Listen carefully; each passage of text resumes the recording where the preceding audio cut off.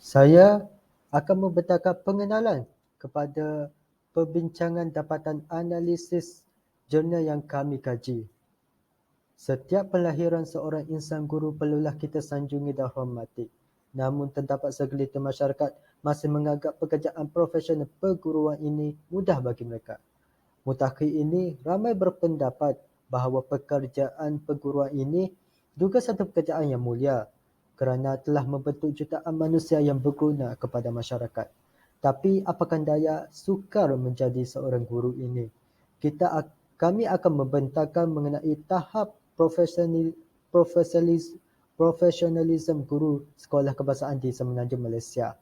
Di dalam jurnal tahap profesionalisme guru sekolah kebahasaan di Semenanjung Malaysia karya Muhammad Aizat, Abu Hassan dan Kamaruddin Musa, kami akan menerangkan sedikit sebanyak aspek serta menggunakan 3 isi yang penting dalam jurnal ini, seperti keutuhan wacana, sumber rujukan dan kejelasan. Aspek yang pertama adalah keutuhan wacana. Keutuhan wacana terdapat 4 jenis kategori, iaitu yang pertama adalah keutuhan leksikal, kedua keutuhan semantik, yang ketiga keutuhan gramatikal, dan yang terakhir adalah keutuhan fonologi. Yang pertama sekali kita akan melihat keutuhan wacana. Dalam sebuah bahasa, wacana terletak pada tingkatan tinggi atau hadir selepas tingkat ayat. Dalam sebuah wacana, berkaitan antara unsur-unsur seperti kata frasa, klausa dan ayat disusun dan dijalinkan dengan sempurna sehingga memperlihatkan kesatuan fikiran yang utuh. Kesatuan yang utuh itulah yang menunjukkan ianya sebuah wacana yang baik. Keutuhan wacana boleh dinilai dengan melihat wujudnya hubungan-hubungan dari aspek semantik, gramatikal atau tata bahasa dan fonologi. Keutuhan leksikal. Keutuhan leksikal ini merupakan pertautan antara perkataan atau frasa secara semantik atau makna dalam sesebuah wacana serta melibatkan unsur-unsur pengulangan perkataan. Keutuhan wacana leksikal ini juga merujuk kepada hubungan antara bahagian wacana, iaitu antara perkataan atau leksikal di dalam wacana tersebut. Terdapat 6 jenis hubungan yang membentuk sedikit sebanyak dalam keutuhan leksikal seperti pembuka dan penutup, akronim, pengulangan, persamaan leksikal atau sinonim, kolokasi dan hiponim. Untuk pengetahuan, akronim ini merujuk kepada singkatan dalam sesuatu ayat.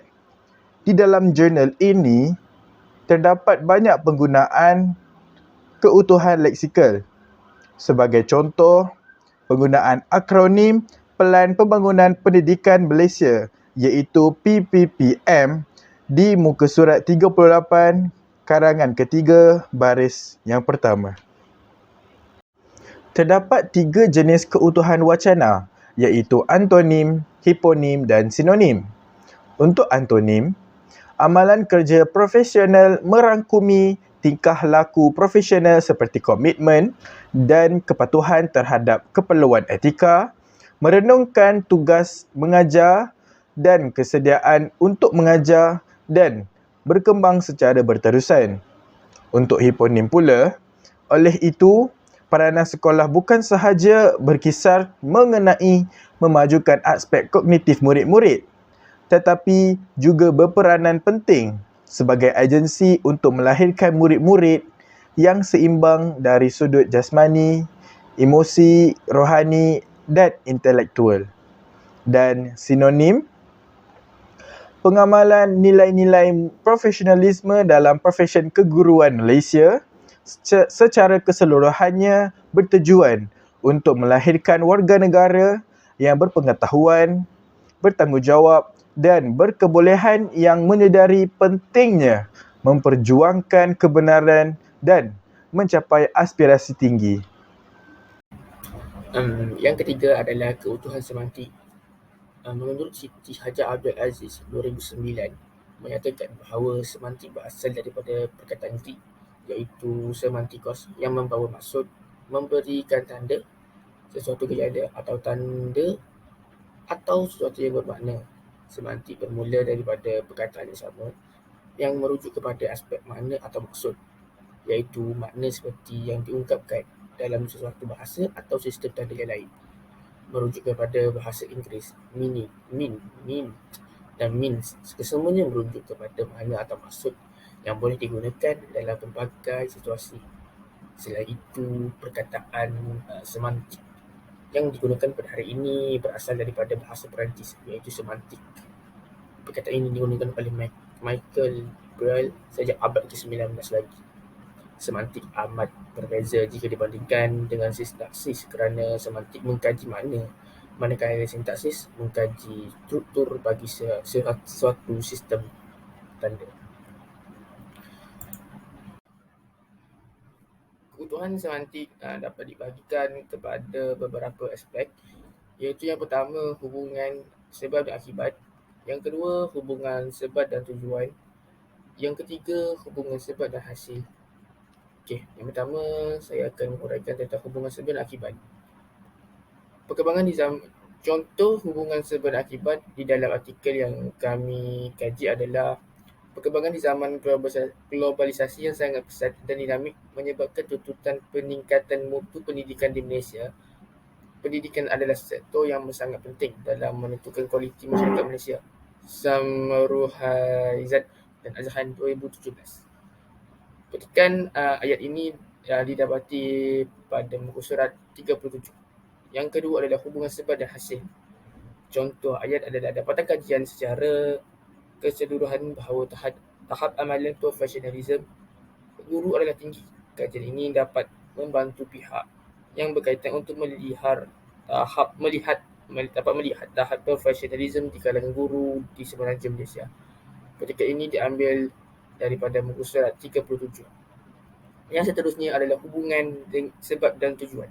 Kajian ini dijalankan dengan bertujuan untuk mengenal pasti tahap profesionalism guru sekolah kebangsaan di semenanjung Malaysia berdasarkan 4 dimensi, iaitu watak guru, komitmen untuk berubah dan peningkatan berterusan, pengetahuan subjek dan pedagogi, serta tanggungjawab dan hubungan kerja di luar kelas.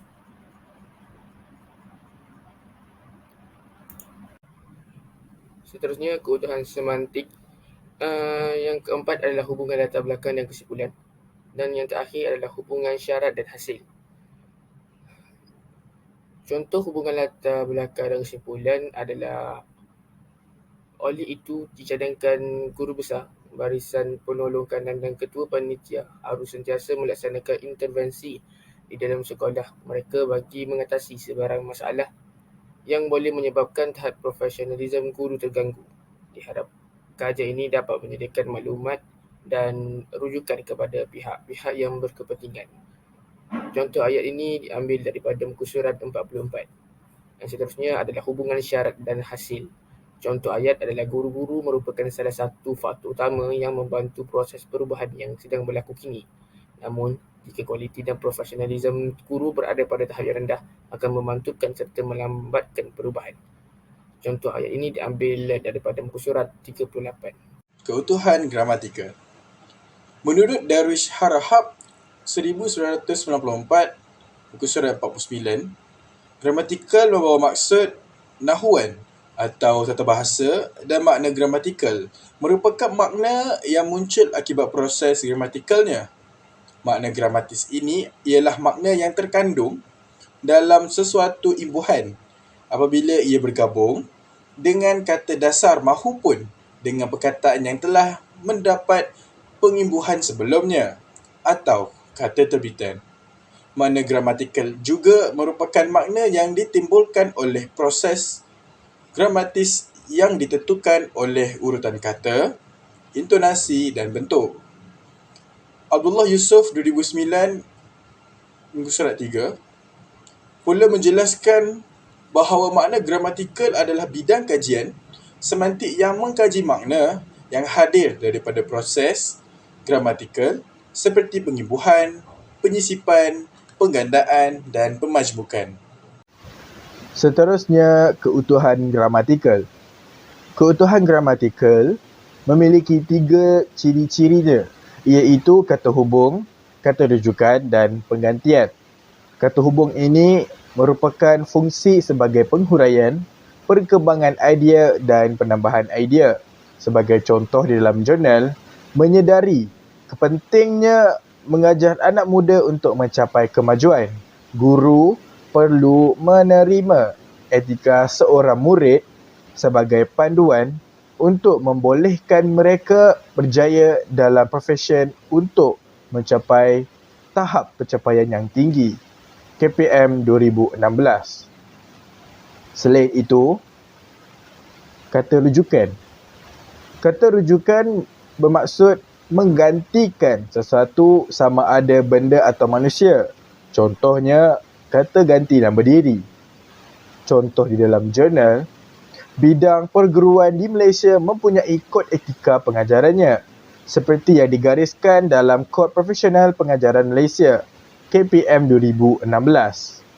Kod etika pengajaran menggariskan tanggungjawab dan tanggungjawab guru kepada pelajar, ibu bapa, masyarakat dan negara, rakan mereka dan kerjaya pengajaran mereka.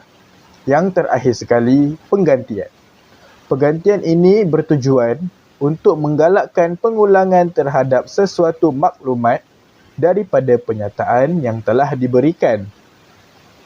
Contoh di dalam jurnal, profesionalisme guru merupakan sebuah bidang kajian yang berkaitan dengan standard atau piawaian dalam pengajaran ke arah yang lebih baik, dan dalam banyak kajian dan tinjauan pustaka menunjukkan terdapat hubungan langsung antara budaya profesional dan profesionalisme. Keutuhan fonologi. Fonologi ialah kajian tentang sistem bunyi bahasa yang berkaitan senarai bunyi bahasa dan ciri-ciri bunyi tersebut, serta peraturan khusus yang menjelaskan cara bunyi-bunyi tersebut berhubung antara satu sama lain. Tugas bidang fonologi ialah merumuskan, menghuraikan dan menjelaskan segala bentuk bunyi dalam suatu bahasa secara terperinci. Menurut Arba Othman 1983, fonologi merupakan bahagian daripada linguistik deskriptif yang mempelajari bunyi-bunyi yang diucapkan dalam atau melalui mulut manusia.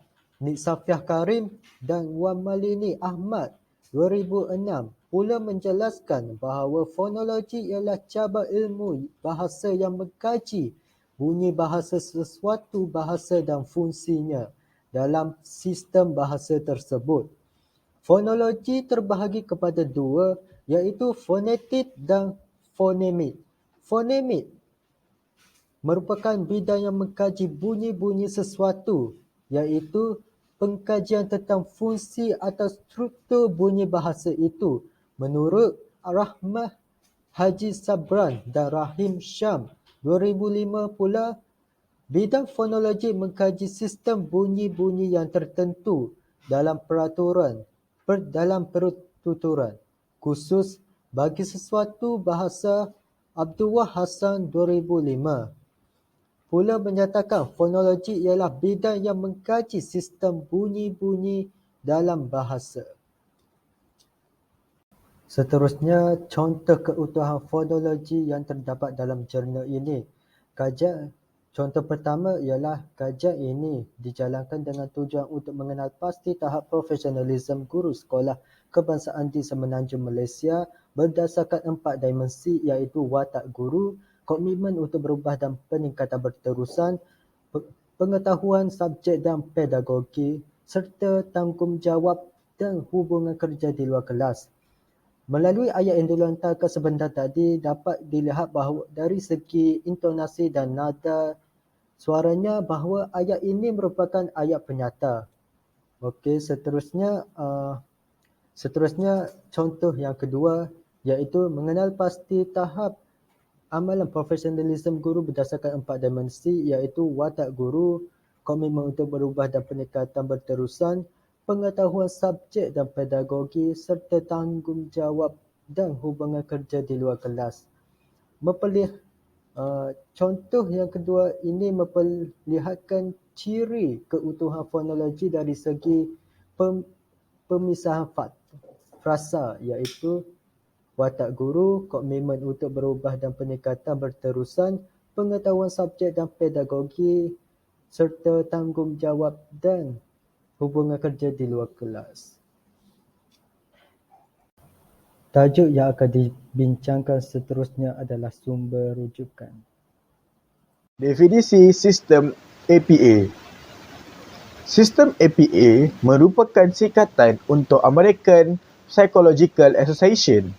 Sistem rujukan APA ialah satu set peraturan yang dibangunkan untuk membantu seseorang itu membuat rujukan bagi sesuatu bahan bacaan atau dokumentasi yang digunakan oleh ahli psikologi dan para ilmuwan dalam pelbagai disiplin.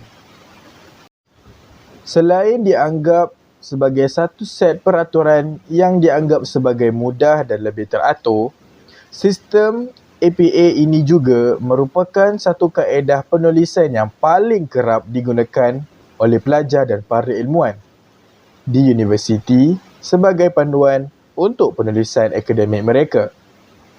Sistem rujukan APA memanfaatkan gaya penulisan yang sangat khusus dan menitik beratkan aspek penampilan penulisan seperti margin, ruang dan jenis huruf.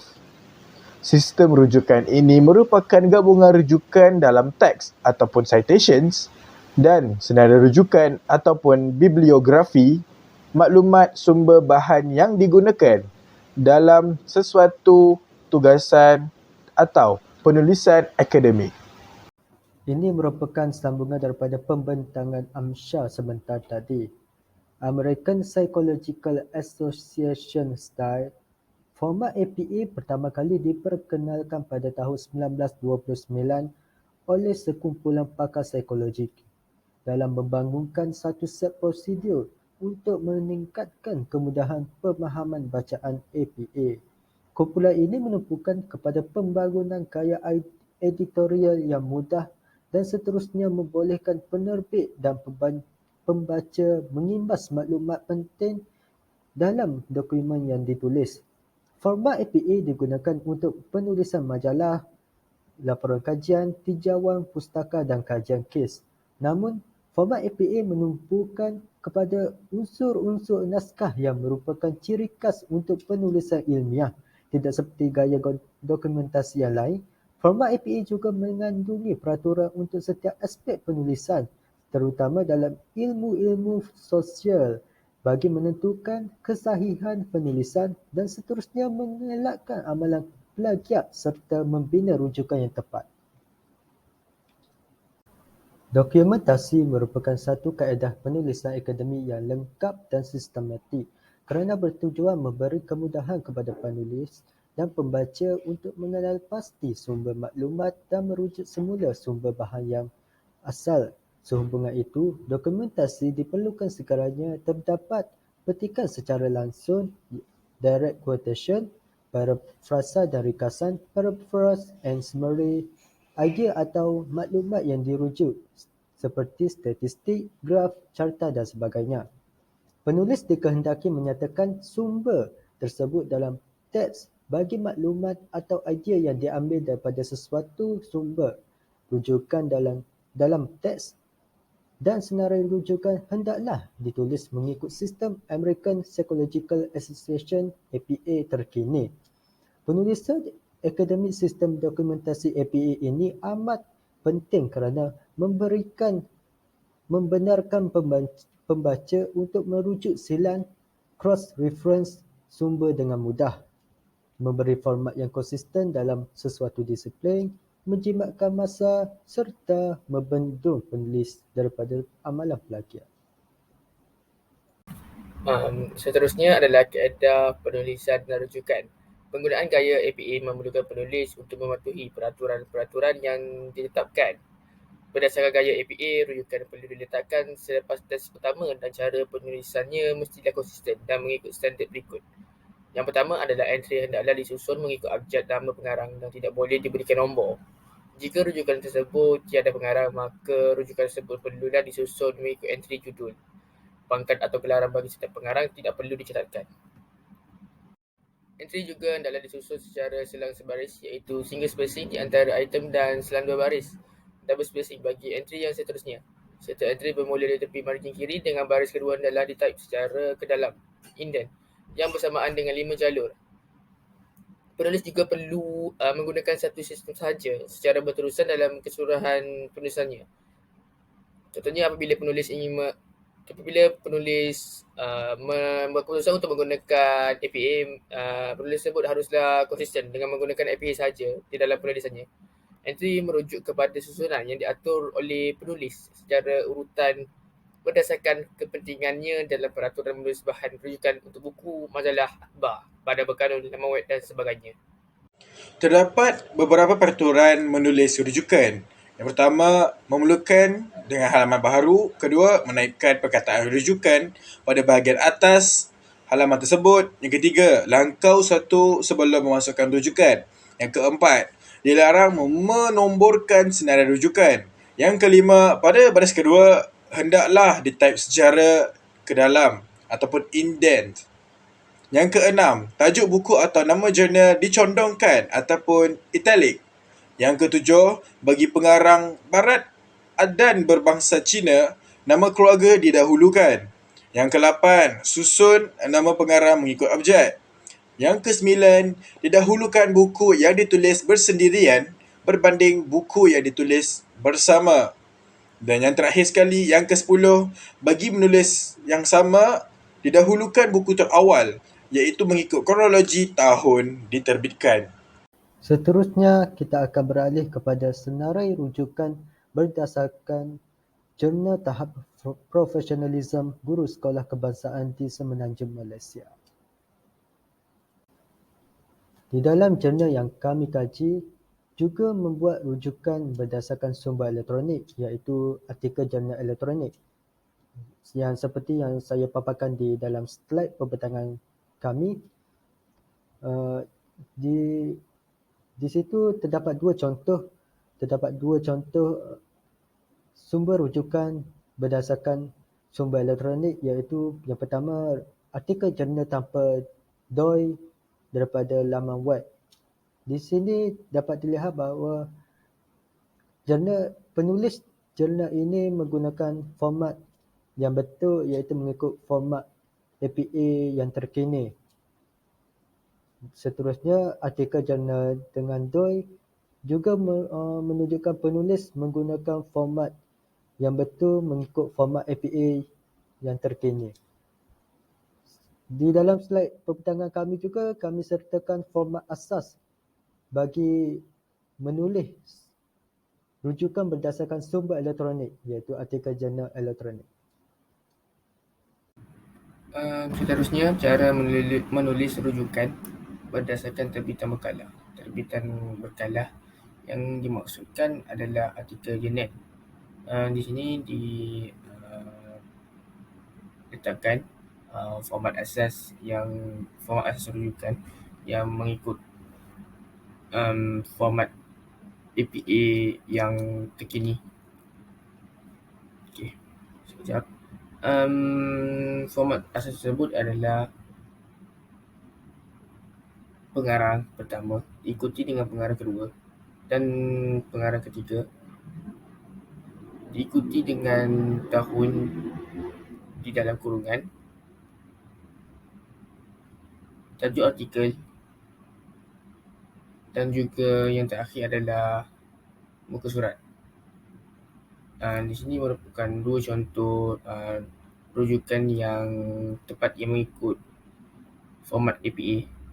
Contoh yang pertama adalah Tichenor M dan Tichenor J 2009, Comparing Teacher and Administrator Perspective on Multiple Dimensions of Teacher Professionalism, Street Journal, Volume 18, number 2, page 9 to 18.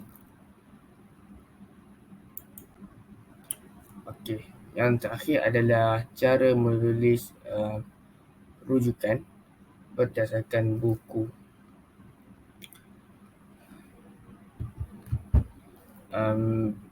Rujukan berdasarkan buku mempunyai format asas yang berbeza dengan yang sebelum ini, iaitu format asasnya bermula dengan nama pengarang diikuti dengan tahun, tajuk buku, nama penerbit dan diakhiri dengan tempat. Contohnya adalah Brands S 2016, A Journey in Sex Education for Roots to Raise a Scholar. Abingdon Routledge is an imprint of the Taylor and Francis Group, an informal business. Rujukan dalam teks. Rujukan dalam teks yang digunakan mengikut format APA yang betul pada muka surat 2017. Contoh ayat adalah pendidikan adalah sektor yang sangat penting dalam menentukan kualiti masyarakat Malaysia. Samru Haizat dan Azahan 2017. Ayat yang kedua adalah pada muka surat 40, iaitu rujukan dalam teks yang tidak mengikut format APA. Contoh ayat adalah ganjaran, pengembangan kerjaya, pendidikan dan latihan serta sumber pembelajaran. Hasan 2015. Bagi rujukan. Artikel ini menggunakan format rujukan yang betul, iaitu mengikut format APA. Contoh rujukan yang betul adalah Robiah Sidin 2002, Konsep Guru Profesional, Proceeding Seminar Kebangsaan Profession Perguruan, Bangi, Fakulti Pendidikan, Universiti Kebangsaan Malaysia. Contoh kedua ialah Jones R 2005, One Size Doesn't Fit All, Selecting Response Scale for Attitude Items, Journal of Elections, Public Opinion and Parties, 15, 237 hingga 264, DOI 10.1080, Pangkah 1-369890500178849. Untuk topik kali ini ialah kejelasan dalam penulisan. Konsep kejelasan. Konsep kejelasan ini merupakan mudah difahami, mudah dibaca, tidak samar-samar dan tidak kabur. Kejelasannya juga menggunakan kata-kata yang pendek, ringkas dan tajam.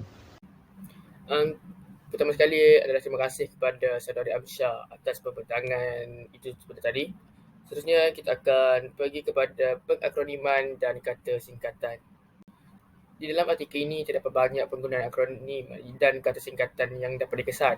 Contohnya pada muka surat 38, iaitu Pelan Pembangunan Pendidikan Malaysia PPIM 2013 hingga 2025 merupakan langkah Malaysia dalam membuat transformasi pendidikan yang melibatkan perubahan secara besar-besaran yang memerlukan guru-guru untuk menjadi ejen yang membantu peningkatan kualiti pendidikan Malaysia. Dalam potongan ayat ini terdapat satu kata singkatan iaitu PPIM yang membawa maksud Pelan Pembangunan Pendidikan Malaysia. Seterusnya, pada muka surat 38 terdapat juga penggunaan akronim yang agak ketara. Contoh potongan ayat adalah Kementerian Pendidikan Malaysia KPM sebagai tunjang kepada sistem pendidikan di Malaysia telah menggariskan sebuah piawaian atau standard iaitu Standard Guru Malaysia SGM pada tahun 2009 melalui Bahagian Pendidikan Guru BPG. Dalam potongan ayat ini terdapat 3 akronim yang digunakan. Yang pertama adalah KPM yang membawa maksud Kementerian Pendidikan Malaysia. Yang kedua adalah SGM iaitu Standard Guru Malaysia dan yang terakhir adalah BPG iaitu Bahagian Pendidikan Guru. Seterusnya saya serahkan pembentangan ini kepada saudari Izzat. Terima kasih. Selain itu, penulisan ayat yang jelas juga merupakan kejelasan dalam penulisan. Ciri-ciri penulisan ayat yang jelas yang pertama adalah menyemak semula panjang pendek ayat adalah penting untuk kejelasan isi yang dihuraikan. Yang kedua, Jika ayat terlalu pendek, penulisan akan nampak terlalu mudah dan bertahap rendah, dan jika ayat terlalu panjang, pembaca akan kehilangan fokus. Seterusnya, ayat pendek boleh membantu koheren kesinambungan, manakala ayat panjang membantu kohesi, iaitu kekuatan tarikan dalam penulisan.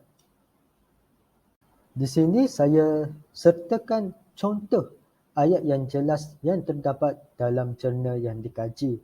Contoh pertama, dalam bidang perguruan, Robiah 2002 menjelaskan bahawa profesionalisme dikaitkan dengan amalan kerja yang berkualiti, bermoral dan beretika. Contoh kedua yang terdapat pada muka surat 40, kajian ini menggunakan kaedah kuantitatif. Di sini saya dapat simpulkan bahawa ayat yang jelas tidak perlu terlalu panjang dan tidak perlu terlalu pendek. Ayat ini hendaklah tepat dan terus memberikan maklumat yang ingin disampaikan. Koheren merupakan kesinambungan idea yang terdapat dalam sesuatu wacana sehingga menjadikan teks itu bermakna.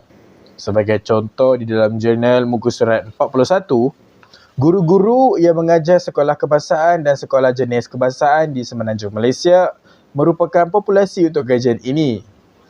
Guru sekolah kebahasaan dan sekolah jenis kebahasaan dipilih untuk kajian ini kerana guru sekolah rendah penting terhadap perkembangan program pendidikan sesebuah negara. Dalam kurungan Waimeye dan Onyewadume 2001. Kajian ini melibatkan seramai 178,498 orang guru yang berkhidmat di sekolah-sekolah yang dinyatakan. Pengkaji mengedarkan soal selidik menerusi medium laman sosial serta aplikasi berbual. Menurut Craig C. dan Morgan, pada tahun 1970, seramai 384 orang responden diperlukan untuk populasi yang melebihi 75,000 orang. Dalam contoh di atas, kesinambungan idea tentang guru-guru yang melibatkan dalam kajian ini pada ayat 1 dipilih untuk kajian ini kerana guru sekolah rendah penting terhadap perkembangan program pendidikan sesebuah negara. Dalam ayat 2, kajian ini melibatkan seramai 178,498 orang guru. Dalam ayat 3, pengkaji menyedarkan soal selidik medium digital dalam ayat 4 dan seramai 384 responden diperlukan untuk populasi yang melebihi 75,000 orang. Kelima-lima ayat itu dalam perenggan di atas menjadi koheren yang bermakna. Yang terakhir sekali, kohesi. Kohesi merupakan hubungan perkaitan antara ayat yang dinyatakan secara eksplisit oleh unsur gramatikal dan semantik dalam ayat yang membentuk wacana.